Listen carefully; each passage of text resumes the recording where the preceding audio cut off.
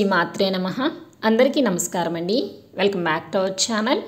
ఈరోజు ఈ వీడియోలో 2024వ సంవత్సరంలో వరలక్ష్మి వ్రతం ఎప్పుడు ఏ తేదీన వచ్చింది, పూజ చేయుటకు శుభ సమయాలు ఏమిటి, అలాగే వరలక్ష్మి వ్రతం యొక్క విశిష్టత ఏమిటి, ఈ రోజున వరలక్ష్మి వ్రతం చేయుటకు వీలు కాని వారు మరలా ఏ రోజుల్లో వరలక్ష్మి వ్రతాన్ని ఆచరించవచ్చు, ఇలాంటి మరెన్నో ఆసక్తికరమైన విషయాల గురించి ఈ వీడియోలో అయితే తెలుసుకుందామండి. వీడియోని మీరు ఎక్కడ కూడా స్కిప్ చేయకుండా మొదటి నుంచి చివరి వరకు చూడటానికైతే ప్రయత్నం చేయండి. ఇన్ఫర్మేషన్ అంతా కూడా మీకు ఈ వీడియో ద్వారా అయితే అందుతుందండి. మన తెలుగు క్యాలెండర్లో శ్రావణ మాసం 5వ మాసం. ఈ మాసాన్ని ఎంతో పవిత్రంగా భావిస్తూ ఉంటారు హిందువులు. ముఖ్యంగా మహిళలకు ఇది అత్యంత ముఖ్యమైన మాసంగా భావిస్తారు. ఈ సంవత్సరం శ్రావణ మాసం యొక్క ప్రారంభ మరియు ముగింపు తేదీలు, ఈ మాసంలో ఎన్ని శ్రావణ శుక్రవారాలు వచ్చాయి, ఎన్ని శ్రావణ మంగళవారాలు వచ్చాయి, వాటి తేదీలు, తిథి, నక్షత్రము, అలాగే ఈ మాసంలో వచ్చే ముఖ్యమైన పండుగలు అన్నిటి గురించి కూడా ఒక వీడియో అయితే అప్లోడ్ చేసి ఉన్నానండి మన ఛానల్లో. ఆ వీడియో లింక్ని డిస్క్రిప్షన్లో ఇస్తానండి. ఇప్పటివరకు ఎవరైనా చూడనట్లయితే తప్పకుండా చూడండి. శ్రావణ మాసంలో శుక్లపక్షంలో పౌర్ణమికి ముందు వచ్చే శుక్రవారాన్ని వరలక్ష్మి వ్రతంగా జరుపుకోవటం మన హిందూ సాంప్రదాయం. వరలక్ష్మీ దేవత విష్ణుమూర్తి భార్య, వరాలు ఇచ్చే దేవతగా వరలక్ష్మీదేవిని కొలుస్తారు. వరలక్ష్మీ వ్రతాన్ని ముఖ్యంగా వివాహమైన మహిళలు నిర్వహిస్తూ ఉంటారు. ఈ రోజున ఈ దేవతను పూజిస్తే అష్టలక్ష్మి పూజలకు సమానమనే నమ్మకంతో కుటుంబ సభ్యులతో కలిసి ఈ వ్రతాన్ని ఆచరిస్తూ ఉంటారు మహిళలు. అష్టైశ్వర్యాల్ని కలుగజేసే అష్టలక్ష్మి రూపాన్ని వరలక్ష్మీదేవిగా మనము ఈ రోజున ఆరాధిస్తూ ఉంటాము. భక్తితో పూజించిన వారికి, కొలిచిన వారికి కొంగు బంగారమై వరాలనిచ్చే మహాలక్ష్మి వరలక్ష్మీదేవి. ఈ విషయాన్ని స్వయంగా శివుడు పార్వతీదేవికి చెప్పినట్లుగా స్కాంద పురాణంలో చెప్పబడింది. అష్టలక్ష్మిలో వరలక్ష్మీదేవికి ఓ ప్రత్యేకత ఉంది. మిగిలిన లక్ష్మీ పూజల కంటే వరలక్ష్మీ పూజ శ్రేష్టమని శాస్త్రవచనం.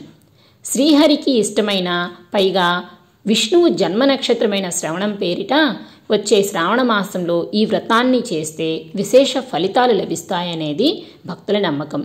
సర్వమంగళ సంప్రాప్తి కోసము, సకలాభీష్టాల కోసము నిత్య సుమంగళిగా తాము జీవించాలని పుణ్య స్త్రీలు ఈ వ్రతాన్ని ఆచరిస్తూ ఉంటారు. మన దక్షిణ భారతదేశంలో ఈ వరలక్ష్మి వ్రతాన్ని వివిధ సాంప్రదాయాల్లో ఆచరిస్తూ ఉంటారు. ఎవరు ఏ పద్ధతులు పాటించినా కూడా శ్రీలక్ష్మిని కొలిచే తీరు మాత్రం అందరిది ఒక్కటే. ఇంతటి విశేషమైన వరలక్ష్మి వ్రతం 2024వ సంవత్సరంలో స్వస్తి శ్రీ చాంద్రమాన శ్రీ క్రోధినామ సంవత్సరం దక్షిణాయనం వర్ష ఋతువు శ్రావణ మాసం శుక్లపక్షం ఆగస్టు 16వ తేదీ శుక్రవారం రోజున వచ్చింది. ఈ రోజున తిథి ఏకాదశి ఉదయం 5:50 వరకు, తదుపరి ద్వాదశి రాత్రి తెల్లవారుజామున 5:20 వరకు ఉంటుంది. ఈ రోజు నక్షత్రం మూల ఉదయం 10:21 వరకు, తదుపరి పూర్వాషాఢ. ఈ రోజున వరలక్ష్మి వ్రతం చేసుకోవటానికి శుభ సమయాలు ఉదయం 5 గంటల నుంచి 8:25 లోపల శుభ సమయం ఉందండి. ఆ సమయంలో వీలు కాని వారు మధ్యాహ్నం 1:30 నుంచి 3 గంటల లోపల కూడా వ్రతం అనేది ఆచరించుకోవచ్చు. అలాగే సాయంత్రం సమయంలో అమ్మవారికి పునఃపూజ చేసుకునేవారు లేదా వరలక్ష్మి వ్రతం ఆచరించుకునేవారు, అలాగే ముత్తైదువులకు తాంబూలం ఇచ్చుకోవడానికి, వాయనం ఇచ్చుకోవడానికి శుభ సమయము సాయంత్రం 5:35 నుంచి రాత్రి 7:56 లోపల శుభ సమయం అయితే ఉందండి. ఒకవేళ ఏదైనా ఇబ్బందులు కలిగి ఆగస్టు 16వ తేదీన వరలక్ష్మి వ్రతం ఆచరించుటకు వీలు కాని వారు మొదటి శ్రావణ శుక్రవారం అంటే ఆగస్టు 9వ తేదీని కూడా ఈ వ్రతాన్ని ఆచరించుకోవచ్చు. అలాగే ఆగస్టు 23వ తేదీ అంటే ఈ రోజున 3వ శ్రావణ శుక్రవారం అండి, ఆ రోజు కూడా వరలక్ష్మి వ్రతాన్ని ఆచరించుకోవచ్చు. అలాగే ఆగస్టు 30వ తేదీ ఈ రోజున 4వ శ్రావణ శుక్రవారం అండి. ఇలా ఏ శ్రావణ శుక్రవారం అయినా సరే వరలక్ష్మి వ్రతాన్ని ఆచరించుకోవచ్చు. కానీ ఈ వ్రతాన్ని శ్రావణ మాసంలో శుక్లపక్షంలో పౌర్ణమికి ముందు వచ్చే శుక్రవారం రోజున ఆచరిస్తే విశేషమైన ఫలితాలు కలుగుతాయనేది శాస్త్రవచనం. వరలక్ష్మీదేవి కృప మనందరిపై సదా ఉండాలని మనస్ఫూర్తిగా కోరుకుంటూ ఈ వీడియోని ఇంతటితో అయితే ముగిస్తున్నానండి.